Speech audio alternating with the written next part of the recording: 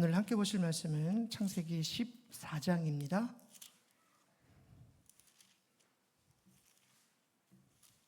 창세기 14장 1절 말씀부터 12절 말씀까지 보겠습니다.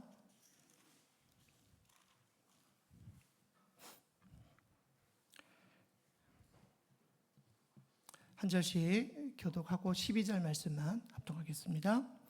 당시에 시날 왕 아무라벨과 엘라살 왕 아리옥과 엘라만 그달라오멜과 고임 왕 디다리 소돔 왕 베라와 고모라 왕 이르시어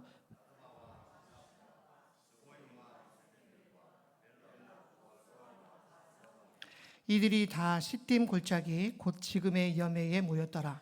이들이 12년 동안 그돌라오멜을 섬기다가 제13년에 배반한지라. 제14년에 그돌라오멜과 그와 함께한 왕들이 나와서 아스드롯 가르나임에서 르바 족속을, 함에서 수수 족속을, 사회 기랴다임에서 엠 족속을 치고 호리 족속을 그 산 세일에서 쳐서 광야 근방 에발람까지 이르렀으며 그들이 돌이켜 엠미스밭 곧 가데스에 이르러 아말렉 족속의 온 땅과 하사손 다말에 사는 아모리 족속을 친지라. 소돔 왕과 고모라 왕과 아드마 왕과 스보임 왕과 벨라 곧 소알 왕이 나와서 시딤 골짜기에서 그들과 전쟁을 하기 위하여 진을 쳤더니 엘람 왕 그들라오멜과 고임 왕 디달과 시날 왕 아무라벨과 엘라살 왕 아리옥 네 왕이 곧 그 다섯 왕과 맞서니라. 시딤 골짜기에는 역청 구덩이가 많은지라. 소돔 왕과 고모라 왕이 달아날 때 그들이 거기 빠지고 그 나머지는 산으로 도망하매 네 왕이 소돔과 고모라의 모든 재물과 양식을 빼앗아가고 소돔에 거주하는 아므람의 조카 롯도 사로잡고 그 재물까지 노력하여 갔더라. 아멘. 이 말씀은 살아계신 하나님의 말씀입니다. 오늘 본문에 보면 처음 들어보는 이름도 있을 것이고 발음이 좀 어려운 그런 단어들도 있었을 겁니다. 창세기 14장 1절에서 12절의 말씀을 가지고 끝없는 전쟁이라고 하는 말씀, 제목의 말씀으로 말씀을 함께 생각하려고 합니다. 아브라함과 롯의 이야기는 지난번에 말씀드린 것처럼 창세기 12장, 13장, 14장 그리고 18장, 19장에 계속해서 아브라함과 롯의 이야기가 기록이 되어져 있습니다. 아브라함 하면 롯이 당연히 따라오게 되고 또 롯 하면 아브라함이 따라오는 역사적인 이야기. 12장부터 13장까지는 지난주에 우리가 보셨던 말씀인데요. 아브라함의 인생, 아브라함의 삶을 몇 가지 단어로 표기를 해본다면 아마 아브라함의 삶은 이런 삶이었을 것 같아요. 한 제가 6가지 정도로 말씀을 드릴 건데 과연 그 표현이 맞는지 한번 보셨으면 좋겠습니다. 첫 번째 12장에서는 하나님이 그를 부르셔요. 그래서 첫 번째 아브라함의 인생, 아브라함의 삶은 부르심. 그리고 두 번째는 떠남. 그러니까 하나님이 아브라함을 부르시고 말씀하시죠. 너의 고향과 친척과 아버지 집을 떠나. 그러니까 떠나는 인생, 떠나는 삶. 그것이 아브라함의 삶이었습니다. 그리고 지난번에 말씀드린 것처럼 아브라함은 가는 곳마다 장막을 쌓고 하나님 앞에 제단을 쌓았다. 그래서 장막을 치는 것과 제단을 쌓는 삶. 이것이 아브라함의 표현 세 번째. 네 번째는 기근입니다. 하나님께서 말씀하신, 하나님의 명령하신 것을 따라서 이제 갈대아 우르를 떠나 하란에 머물다가 하나님이 말씀하신 가나안에 정착을 하게 되는데 그 땅에 기근이 들었다. 그래서 애굽으로 내려갔던 아브라함의 삶을 보게 되었죠. 기근. 다섯 번째는 헤어짐입니다. 헤어짐. 그러니까 기근을 간신히 건너서 다시 하나님이 말씀하신 가나안 땅에 오게 되었는데 여러분 이때 아브라함의 발목을 붙잡았던 조카 롯과의 헤어짐. 그리고 오늘 14장에서 보게 되어지는 전쟁. 이것이 아브라함의 삶을 표현하는 6개 표현인 것 같아요. 어떻게 잘 표현한 것 같습니까? 예. 근데 아브라함의 삶을 이 6개의 표현을 깊이 들여다보면 어쩌면 이것이 우리 인생의 축소판인 것 같아요. 우리가 겪는 삶의 일들, 우리가 앞으로 겪어가게 되어지는 삶의 많은 부분들이 아브라함의 삶이었고 오늘 우리의 인생의 축소판인 것을 보게 됩니다. 그리고 또 하나, 여러분, 우리의 인생은 평탄한 인생은 없다라는 거예요. 어느 누구도 꽃길을 걸어가는 인생은 없습니다. 꽃길을 걸어가는 것과 같은 삶을 살고 싶지만 누구나 평탄한 인생은 없는 것 같아요. 어린 아이들에서부터 장년, 노년에 이르기까지 내가 살아왔던 삶을 이렇게 되돌아보면 평탄한 인생은 아무도 없었습니다. 반면 롯은 어땠을까요? 우리가 아브라함을 계속 보면서 아브라함의 이야기 가운데에 롯이 계속 나오고 있는데 롯은 어떻게 표현을 해볼까?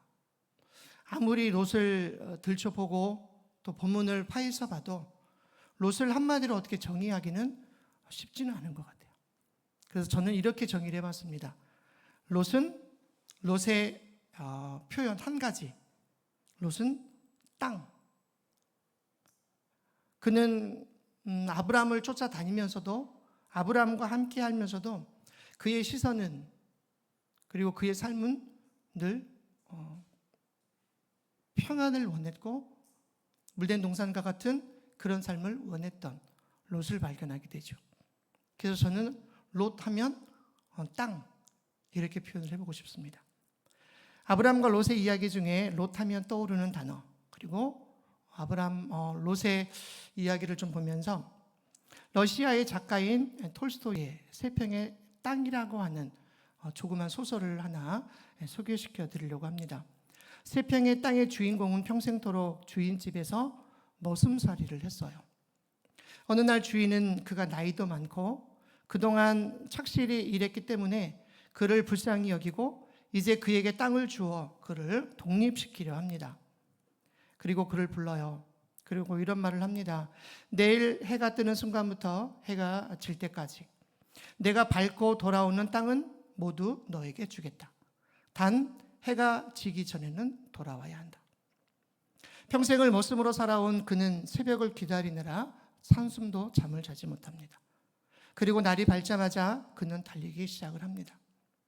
잠시도 쉬지 않고 뛰고 또 뛰었습니다. 한 떼기 땅이라도 더 차지하기 위해 끼니도 걸러가며 미친 듯이 뛰어다닙니다. 가슴에 맺힌 한을 풀기 위해 그 보상을 받겠노라. 뛰는 만큼 모두 자기 것이 되리라는 생각으로 뛰고 또 뛰었습니다. 그러다가 해가 뉘엿뉘엿 넘어갈 무렵 주인의 말이 떠올랐습니다. 아침부터 새벽부터 밤늦게까지 돌아다녀서 밟는 모든 땅은 내 것이 되겠지만 단 조건이 있어요. 해가 지기 전에는 돌아와야 한다는 거죠. 그러면 뭡니까? 해가 질 때 돌아오지 못한다면 여지껏 밟았던 땅은 헛것이라는 거죠. 주인의 말이 떠오르며 다시 주인의 집을 향해 이제 반대편으로 뛰기 시작을 합니다. 간신히 주인 집 대문으로 뛰어들었지만 기진맥진에 쓰러졌고 끝내 의식을 되찾지 못한 채 죽고 말았습니다. 주인은 가엾고 불쌍해서 그에게 한마디 합니다. 불쌍한 사람, 결국 새 평만 안고 죽을 몸이 왜 그리 욕심이 많았던가. 이게 톨스토이의 세평의 땅의 줄거리이기도 합니다. 롯은 근시적인 안목으로 땅을 선택을 했습니다. 보기에는 좋았으나 곧 멸망한 도성에 대한 영적인 안목이 없었다는 거죠. 아브라함과 땅을 두고 이야기를 나누고 헤어질 때에 롯이 봤던 땅은 물이 넉넉한 땅이었고 애굽 땅과 같았다. 이렇게 표현을 하고 있죠. 그러나 그 땅은 멸망할 도성에 대한 영적인 안목으로 바라보지 못했던 롯의 큰 실수였다는 거예요. 롯은 탐욕에 사로잡혀 윤리적인 관계에 대해서 굉장히 무관심했습니다. 지금까지 자기와 가족을 함께 인도해 주었던 아브라함에 대한 존경심이나 고마움, 이 모든 것들은 그의 안목의 정욕 앞에 여지없이 무너지고 말았음을 봅니다. 또 하나 롯의 선택에는 기도가 없었습니다. 예배가 없는 삶이었다는 거죠. 여호와 이름을 불렀던 아브라함과 대조적으로 롯은 중대한 결정을 앞에 두고 하나님의 뜻에 대해 생각해 보거나 기도하지 않았다는 거예요. 우리가 삶을 살아가면서 많은 선택들을 하게 될 때에 과연 우리는 무엇을 선택을 할 것이고 무엇을 바라볼 것이냐 하는 거죠. 사랑하는 여러분, 오늘 우리의 삶이 여전히 세상을 살아가고는 있지만 우리의 두 발이 땅을 딛고 살아가고 있지만 우리의 시선이 나보다 주님 앞에 고정되어지는 그런 삶을 살아가실 수 있기를 주님의 이름으로 축원합니다. 선택함에 있어서 눈에 보여지는 것이 아닌 하나님이 말씀하신 것을 따라 살아가는 그런 지혜의 삶이 우리들 가운데에 있어야 할 줄로 믿습니다. 이제 본문 14장 1절에서 3절의 말씀을 한 절씩 교독하겠습니다. 당시의 시날왕 아므라벨과 엘라살왕 아리옥과 엘람왕 그돌라오멜과 고임왕 디다리 소돔 왕 베라와 고모라 왕 비르사와 아드마 왕 시납과 스보임 왕 세멜벨과 벨라 곧 소알 왕과 싸우니라. 3절을 함께 합독합니다. 이들이 다 시팀 골짜기 곧 지금의 여매에 모였더라. 아멘. 어려운 단어이니까 다 기억하실 수는 없을 것 같아요. 그리고 다 기억하지 않으셔도 됩니다. 무슨 이야기냐면 화면 한번 띄워주시겠습니까?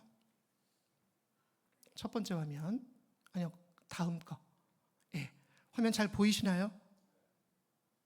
저 뒤에 잘 보이시나요? 예. 빨간 네모 박스는 메소포타미아를 중심으로 한 4개의 동맹국이 자리를 잡고 있습니다. 아까 우리가 읽으셨던 1절에 기록되어져 있는 시날, 엘라살, 엘람, 고임 네 나라가 한 개의 연합으로 되어져 있습니다.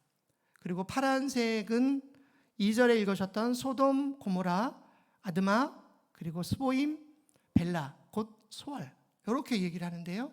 5개의 연합군과 4개의 동맹국의 싸움이 오늘 본문에 기록이 되어져 있는 사건입니다. 창세기 14장은 성경에 언급된 최초의 전쟁입니다. 우리가 전쟁을 겪어본 세대가 아니기 때문에 전쟁이 얼마나 참혹한지에 대한 부분들은 우리가 잘 알 수는 없어요. 그런데 요즘 계속해서 러시아와 우크라이나의 전쟁 등 수많은 전쟁들, 최근에는 인도와 파키스탄의 그런 전쟁들, 많은 전쟁들의 삶을 보면서 전쟁은 참 참혹하고 전쟁은 참 어려운 것, 이렇게 얘기를 합니다. 그런데 14장에서 성경에서는 최초의 전쟁을 기록을 하고 있습니다. 이 전쟁은 아브라함이 이제 롯을 떠나 보낸 후에 가나안 땅 헤브론에 거주할 때에 발발한 전쟁입니다. 하란을 떠나온 지 약 9년이 지난 때 아브라함의 나이 84세가 되었을 때에 발발한 것으로 성경은 기록을 합니다. 그리고 이 전쟁은 북부 메소포타미아의 4개국 연맹 그리고 가나안 남부의 중심으로 하고 있는 5개의 동맹국의 충돌이 오늘 본문의 기록입니다. 그러면 전쟁의 원인은 뭘까요? 전쟁이 왜 일어나고 전쟁이 왜 지금도 계속되고 있을까? 우리 4절의 말씀을 같이 합독하겠습니다. 이들이 12년 동안 그돌라오멜을 섬기다가 제13년에 배반한지라. 5개의 연합국이 12년 동안 그돌라오멜을 섬깁니다. 어떤 이유에서인지는 알 수 없지만 그들에게 조공을 바치고 그들을 12년 동안 섬겨요. 여러분, 우리나라가 일본의 압제하에 있을 때 여러분, 우리나라 역시 우리 땅에서 생산되어지는 것들 그리고 우리가 가지고 있는 모든 것들도 다 일본의 조공으로 뺏기는 그런 역사적인 사건이 있었죠. 힘이 없었기 때문에 그돌라오멜을 섬겼는지는 알 수가 없습니다. 그런데 13년째 되는 해에 그돌라오멜에게 조공을 바치던 것을 그치고 이제 그들을 배반하는 사건이 4절의 내용입니다. 가나안 전체 국가들이 두려워하여 충성을 맹세하고 조공을 바쳤던 것 같아요. 그돌라오멜이 다스리는 엘람의 군대는 굉장히 사나웠던 것으로 보여집니다. 그리고 그들은 굉장히 용맹했고 주변 국가들에게는 공포의 대상이었어요.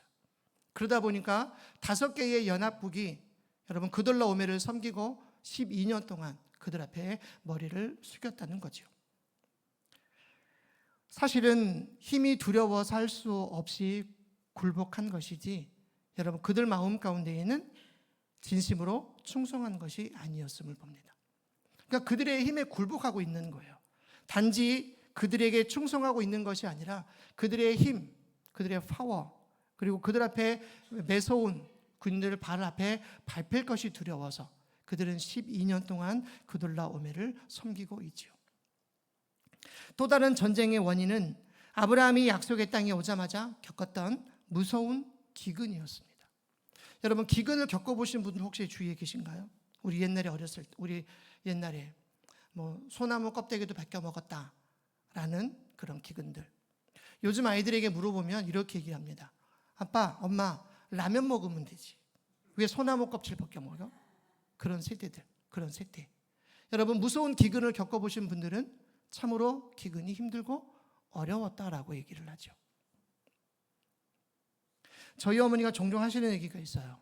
저희들이 어렸을 때 시골에 약 한 2년에서 3년 동안 한 댕, 그러니까 날씨가 올라가야 되는 기간에도 날씨가 올라가지 않는 그런 차가운 기운들, 그 농사를 지어도 농사가 되지 않았던 해들, 그것이 2년에서 한 4년 정도, 3년 정도 있었다라고 얘기를 해요. 그래서 아이들에게 젖을 물리는 산모들이 먹을 것이 없어서 고생하셨던 그런 때들을 이야기를 해요.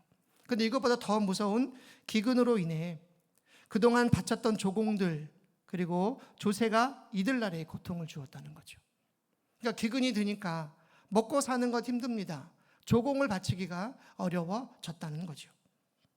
자, 또 하나 5개 국가들이 이제 나름대로 군사력을 키웁니다. 그러니까 5개가 연합을 하니까 여러분 4개 정도는 이기겠지라는 그런 생각으로 어느 정도 자신감이 생겼을 수 있었다는 거예요. 그래서 그것을 가지고 이제는 그돌라오멜과 우리는 다투어 이기겠다, 전쟁을 이기겠다라고 하는 그런 자신감이 생겼던 것 같습니다. 5절부터 9절의 말씀을 보려고 하는데요. 이제 전쟁의 경로가 어떻게 시작이 되어지는가, 좀 어려운 단어가 많이 나오는데 급하게 읽으시다 보면 틀리실 수 있으니까 천천히 5절에서 9절의 말씀을 한 절씩 교독하겠습니다. 제14년에 그돌라오멜과 그와 함께한 왕들이 나와서 아스드롯 가르다임에서 르바 족속을, 함에서 수수 족속을, 사웨 기랴다임에서 엠 족속을 치고 호리 족속을 그 산 세일에서 쳐서 광야 근방 에발람까지 이르렀으며 그들이 돌이켜 엔 미스밧 곧 가데스에 이르러 아말렉 족속의 온 땅과 하사손 다말에 사는 아모리 족속을 친지라. 소돔 왕과 고모라 왕과 아드마 왕과 스보이 왕과 벨라 곧 소달 왕이 나와서 시딤 골짜기에서 그들과 전쟁을 위하여 진을 쳤더니. 9절을 함께 합독합니다. 엘람왕 그돌라오멜과 고임왕 디달과 시날왕 아무라벨과 엘라살왕 아리옥 네 왕이 곧 그 5왕과 맞서니라. 아멘. 아까 말씀드렸던 것처럼 북부의 왕 그돌라오멜은 대단한 맹주였고 굉장한 용장이었습니다. 반기를 든 남부의 5왕을 물리치기 전에 먼저 주변의 족속들을 쳐나가고 있는 것이 5절부터 9절에 있는 내용이에요. 우리 두 번째 화면 좀 띄워주시기 바랍니다. 이게 이제 두 번째 화면인데 잘 보이시나요? 글자가 잘 안 보이시죠? 다음 주 금요일 날 이제 같은 본문 이후의 본문을 생각해 볼 거이기 때문에 예쁘게 프린터를 해서 드리도록 하겠습니다. 자, 화면을 좀 대충 봐주시면, 자, 여러분들 보실 때에 오른쪽 맨 위에 다메섹이 있습니다. 자, 다메섹을 중심으로 밑으로 내려오지요. 첫 번째 지명이 뭐냐면 아스드롯 가르나임이라고 하는 곳에서 르바 족속을 4왕이 그들을 칩니다. 근데 성경에는 친지라라고 하는 표현을 하고 있지만 정확한 의미는 살해했다, 죽였다라고 하는 거예요. 그러니까 르바 족속을 칼로 다 멸절시켰다는 거예요. 아스드롯 기르나임에서 르바 족속을 치고 그 밑으로 함에서 수수 족속을 역시 멸절시킵니다. 사회 기랴다임에서 M 족속을 멸절시켜요.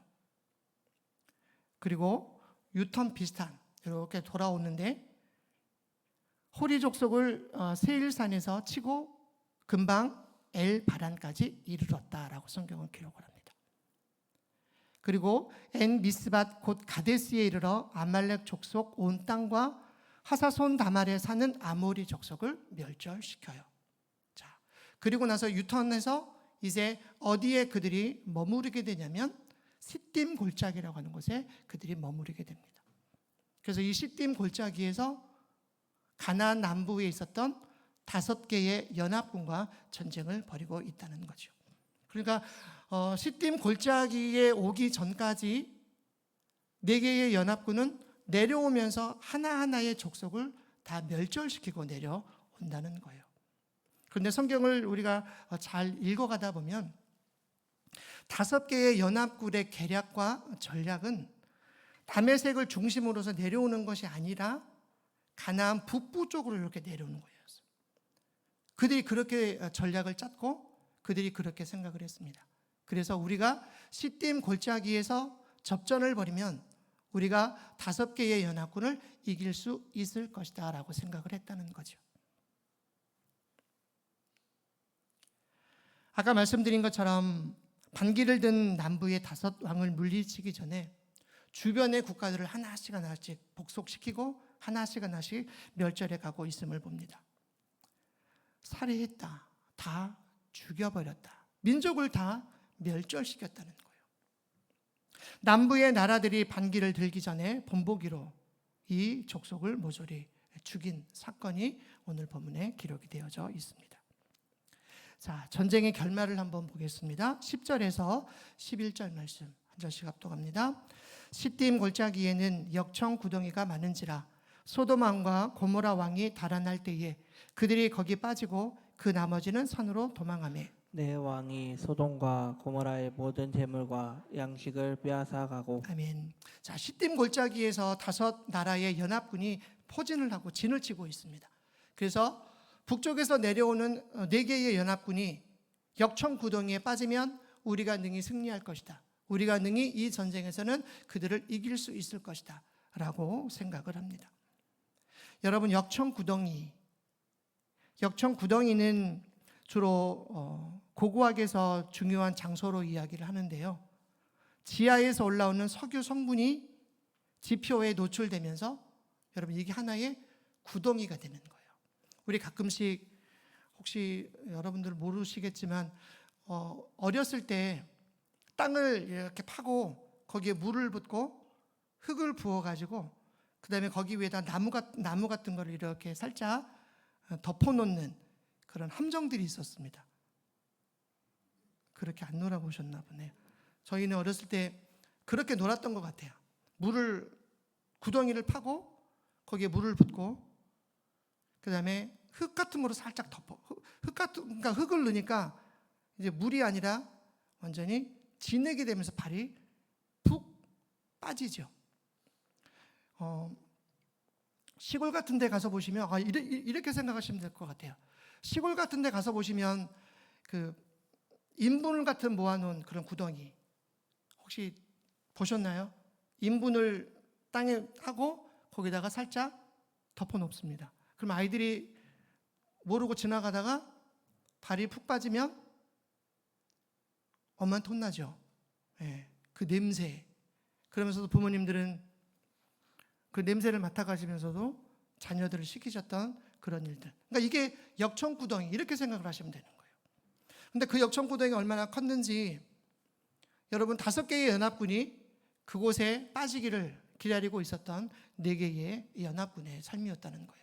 그런데 자기들이 전략을 쌌던 자기들이 계략을 꾸몄던 방법이 아니라 새로운 방법으로 그들이 내려오게 되니까 반대로 4개의 연합군이 역청구덩이에 빠지게 되고 다시 5개의 연합군이 패하게 되는 사건이 이 결말의 이야기이기도 합니다. 가나안 5개의 동맹국은 이런 지형물을 통해서 구덩이에 빠질 것이다라고 하는 그런 생각을 뛰어넘고 전쟁에 승리하게 되어지는 사건. 그리고 전쟁에 승리한 4개의 연합군은 소돔과 고모라의 모든 재물과 양식을 빼앗아 갑니다. 그리고 소돔에 거하는 아브라함의 조카 롯도 사로잡고 그 재물까지 노력해 갔다. 이것이 12절까지의 내용입니다. 우리 12절의 말씀을 압독하겠습니다. 소돔에 거주하는 아브라함의 조카 롯도 사로잡고 그 재물까지 노력하여 갔더라. 욕심을 쫓아 아브라함을 버리고 부유한 도시 소돔까지 이주하며 승승장구했던 롯. 그러나 그의 성공 시대는 너무나 짧았고 그는 비참하게 무너졌던 롯의 삶을 보게 됩니다. 세상적인 성공만을 추구하는 사람은 참된 기쁨과 평안을 누리지 못한다는 거예요. 칼날 위에 서 있는 것과 같은 성공이기 때문입니다. 그럼에도 여러분, 하나님의 관심은 누구에게 있을까요? 하나님의 관심은 롯이었습니다. 세계사의 관심은 강대국의 승리였을지 모르지만 언제나 하나님의 관심은 인류의 구속사였다는 거예요. 그게 성경의 기록이고 그것이 성경이 오늘 우리에게 말씀하고 있는 겁니다. 하나님의 관심은 무엇이 아니라 누구냐는 거예요. 오늘 우리가 하나님 앞에 예배를 드리고 있고 여러분, 오늘 우리의 예배를 하나님은 기쁘게 받으신다는 거죠. 말씀을 정리하려고 합니다. 우리는 인생의 갈림길에서 어떤 선택을 해야 할지를 우리는 늘 고민합니다. 눈앞의 이익과 안락함을 쫓을 것인가, 아니면 하나님의 뜻을 따르고 하나님의 뜻을 쫓을 것인가. 오늘 본문의 말씀이 아주 중요한 이 중요한 질문에 대한 답을 제공하고 있습니다. 아브라함과 롯의 선택을 통해 우리는 하나님의 시선으로 삶을 바라보는 법을 우리는 배워야 돼요. 아까 롯을 잠깐 이야기할 때에 롯의 삶은 땅을 바라보고 그리고 좋은 것 선택하고 좋은 것을 소유하는 것이 그의 삶이었습니다. 그래서 그의 시선은 늘 땅에 머물러 있었죠. 하지만 아브라함은 하나님의 말씀을 따라 또 하나님의 인도하심 따라 그는 동서남북을 돌아보고 하나님의 인도하심을 기다리고 있음 아브라함을 보게 됩니다. 우리는 매일 크고 작은 선택의 기로에 서 있습니다. 이때 우리는 롯처럼 눈앞에 현혹되지 말고 아브라함처럼 하나님의 뜻을 구하며 그분을 신뢰하는 삶을 우리는 살아가야 합니다. 오늘 우리의 선택이 하나님의 영광을 위한 것이 되어져야 할 줄로 믿습니다. 그럴 때 우리는 진정한 축복과 삶의 평안을 경험하게 될 겁니다. 하나님의 시선으로 삶을 바라보고 또 그분의 뜻을 따라 살아가는 저와 여러분의 삶이 되시기를 주님의 이름으로 축원합니다. 전쟁은 주님께 속했고 오늘 그 전쟁의 삶 가운데 우리를 승리케 하실 주님을 날마다 바라보는 믿음의 삶이 되시기를 다시 한번 주님의 이름으로 축원합니다. 기도하겠습니다. 고마우신 아버지 하나님, 감사합니다. 우리가 바라보고 또 우리가 소원하고 우리가 선택하는 것들이 땅의 것들만을 바라보고 땅의 것들만을 선택하는 아버지 우리의 삶이 아니라 하나님 우리에게 말씀하시고 또 우리에게 원하시는 그런 하나님의 시선으로 우리의 삶을 바라보고 우리의 것들을 선택할 수 있는 믿음의 삶이 되도록 우리를 인도하여 주옵소서. 전쟁 가운데에 있었던 아브라함의 삶과 롯의 삶을 보았습니다. 오늘 전쟁의 상황 속에서도 하나님의 관심은 누가 이기고 누가 많은 것을 소유할 것인가가 아닌 롯에게 관심이 계셨고 그 롯을 구원하시기 위해 아브라함을 사용하셨던 하나님의 귀한 마음을 보게 됩니다. 오늘 우리의 마음 가운데에도 예수 그리스도의 마음을 우리에게 허락하여 주시고 예수 그리스도의 마음을 품음으로 세상의 모든 것들 가운데에 승리하는 믿음의 삶이 되도록 우리를 인도하여 주시옵소서. 계속해서 교회와 또 다음 세대와 나라와 민족과 하나님 세계 열방을 위하여 하나님 앞에 함께 기도하기를 원합니다. 우리의 입술을 열어주시고 우리 마음의 문을 열어주시며 더 나아가 생각의 문들을 날마다 열어주시사 기도하는 모든 기도의 제목들이 하나님 뜻 가운데 아름답게 이루어지도록 우리를 인도하여 주시옵소서. 사랑이 많으신 예수님의 이름으로 감사하며 기도드립니다. 아멘.